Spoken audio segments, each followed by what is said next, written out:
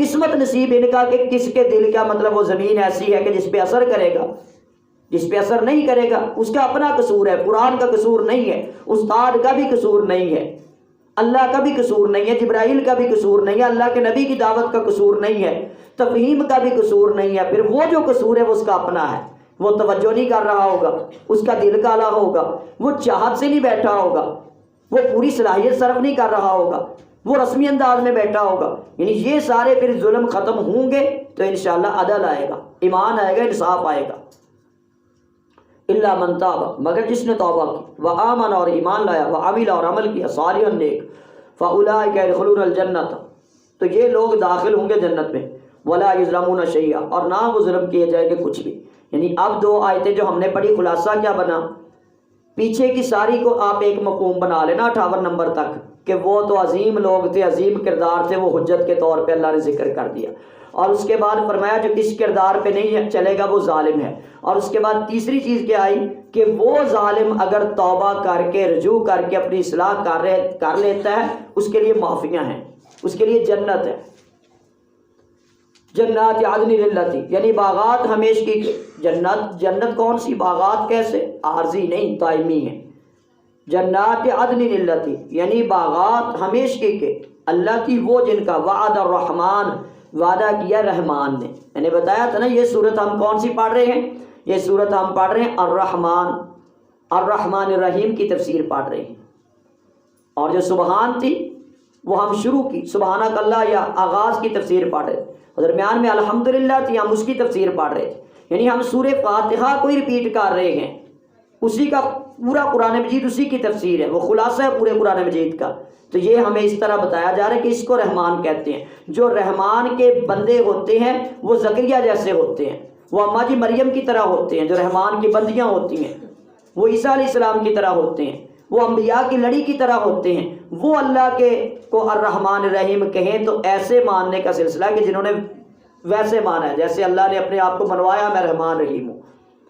جنات عدن للتی یعنی باغات ہمیشگی کے اللہ تھی، وہ جن کا وعد الرحمن، وعدہ کیا اللہ رحمان نے، عبادہ اپنے بندوں سے، بالغیب بن دیکھے۔ اب تفسیر شروع ہو گئی، الذین یؤمنون بالغیب، کہ سورہ فاتحہ میں اللہ کی صفات بیان کی، ان صفات میں ہم نے اللہ سے ہدایت کی دعا طلب کی، تو اللہ نے ہدایت کے لیے بتایا کہ سب سے پہلے سودا تو یہ ہے کہ بن دیکھے رب کے اوپر کامل یقین کرنا ہے، دل سے بھی، روح سے بھی، ایمان سے بھی، تو اس کی عبادت بن دیکھے کرنی ہے۔ تو پھر وہ مطلب بن دیکھے رب کی جب عبادت کرو گے پھر رب تمہارے کے اوپر رحم کتنے کرتا ہے، وہ کردار ہے انبیاء۔ جنات عدن للتی وعد الرحمن عبادہ بالغیب، یعنی باغات ہمیشگی کے، وہ جن کا وعدہ کیا اللہ رحمان نے اپنے بندوں سے، بالغیبی بن دیکھے۔ انہ کان وعدہ مأتیہ، بلا شبہ شان یہ ہے کہ اس کا وعدہ مأتیہ، ہر صورت آنے والا ہے۔ یعنی کسی انسان کا وعدہ نہیں ہے، کسی جن کا وعدہ نہیں ہے، یہ کسی فرشتے کا وعدہ نہیں ہے، یہ کسی شیطان کا وعدہ نہیں ہے۔ رحمان کا وعدہ، اس کے لیے وعدہ خلافی کا تصور کرنا انسان کافر ہو جائے، تصور کہ اللہ بھی وعدہ خلافی کر سکتا ہے۔ ہم دوسروں سے بار بار ڈسے جاتے ہیں، ایک کے اوپر بار بار اعتماد کر کے بار بار تکلیفیں اٹھا لیتے ہیں، جھوٹے دعووں کے پیچھے بار بار لگ جاتے ہیں، جھوٹے نعروں کی پوجا ہم صدیوں سے کرتے چلے آ رہے ہیں، لیکن رب کے وعدے، قرآن کے وعدے، رحمان کے وعدے ہم کہتے ہیں کوئی بات نہیں، یہ کون سا بس یہ کون سا ہمیں نظر آ رہے ہیں۔ تو پھر جب نہیں نظر آ رہے تو اسی کا نام یہ ہے کہ ہمارے اندر اندھیرا ہے۔ یہ سارے وعدے تو ہمارے اندر پڑے ہوئے ہیں، ہماری فطرت میں پڑے ہوئے ہیں، ہماری روح میں پڑے ہوئے ہیں، یہ وعدے تو سارے، یہ تو اللہ نے ڈاؤن لوڈ کر کے فولڈر اندر رکھا ہوا ہے، ہم نے اگر اس کو کبھی کھولا نہیں ہے فطرت اسلام کے فولڈر کو، یہ تو ہماری مجبوری ہے کہ ہمیں باہر سے کوڈ ملا ہی نہیں۔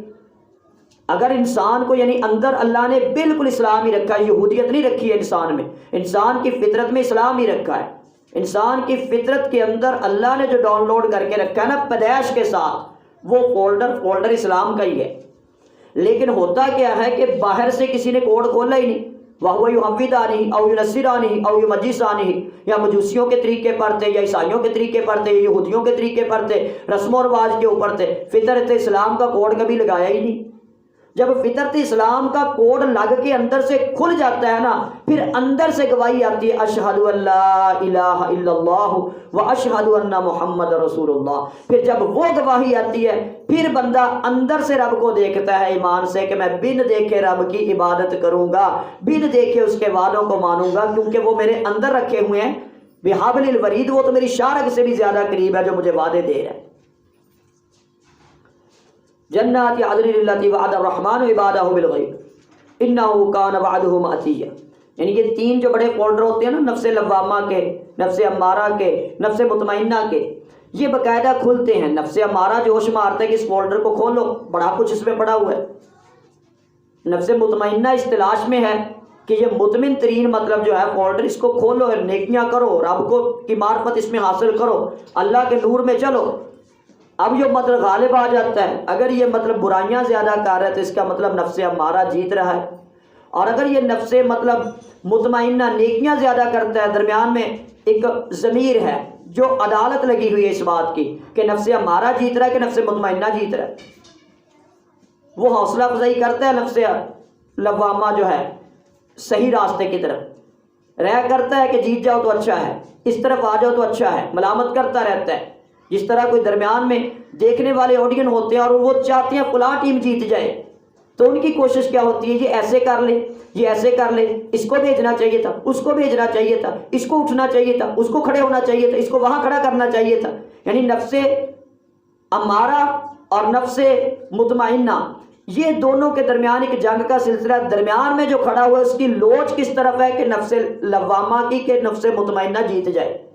اس کا نفس مطمئنہ بن جائے۔ یہ ایسے ہی ہے جیسے نیکی کو اللہ نے آسان کر دیا ہے، نیکی بندہ سوچتا ہے لکھ دی جاتی ہے، نیت کرتا ہے لکھ دی جاتی ہے، اور برائی سوچتا ہے لکھی نہیں جاتی ہے جب تک کرتا نہیں ہے، جب تک بولتا نہیں ہے۔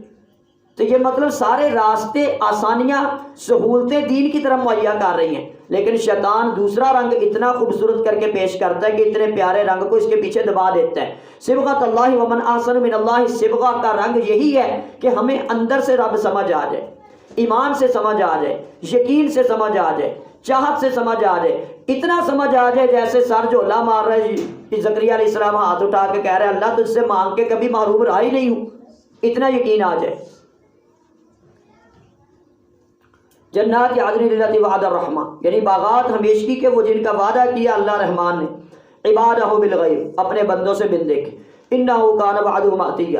بلا شبہ شان اس کی یہ ہے کہ اس کا ہر وعدہ ہر صورت پورا ہو کے آنے والا ہے۔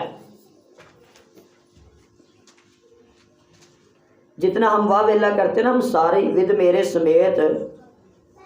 کیا کریں اولادوں کا، کیا کریں طلبہ کا، کیا کریں حکمرانوں کا، کیا کریں عوام کا، کیا کرنا چاہیے، جتنا ہم رونا روتے ہیں نا بول بول کے، یہ ہو گیا وہ ہو گیا، اگر اس کے حل کے لیے اتنی کوشش کر لیں نا، اللہ سے رابطہ کر لیں، محنت کر لیں، کوشش کر لیں، تو بہتر رزلٹ بن سکتے ہیں۔ یعنی ہم نے کرنا نہیں ہوتا، کرنا ہم نے کچھ نہیں ہے، بس بیٹھ کے باتیں بوتے کر کے رونے رونے رو کے وقت ضائع کر کے چلو جی، شیطان اس میں بھی شاباش دیتا، بس پت اینا کی لگا رہی پہ کرنا چنگا کام، کر نہ لئی کتے کرن میں تین کو نہیں دینا، بس گلا گلا کر، ایسے بھی ہونا چاہیے، ایسے بھی ہونا چاہیے، یہ بھی ہونا چاہیے، وہ بھی ہونا چاہیے، اس کو بھی چلنا چاہیے، اس کے بھی کام جانا چاہیے، اس کے پاس بھی جانا چاہیے، باتوں بوتوں سے خوش کرتا ہے، شاباش دیتا ہے، کہتا ہاں بڑی اچھی مجلس ہوئی ہے، کپڑے کپڑے جھاڑو، سارے تبصرے کرو، بڑا مزہ آیا، چس بڑی ہے، یہ سونا بڑا لگ گیا، چلو اٹھو جاؤ گھروں کو، اتنا تھوڑا ہے، آج تو کوئی اتنا بھی نہیں کرتا ہے۔ یہ بھی اس کا ایک بہانہ ہے ہمارے ساتھ کہ بس اس سے آگے نہیں، وہ بھی ریڈ لائن کام کر دیتا ہے، یہ ہماری ریڈ لائن ہے، وہ کہتا ہے اس سے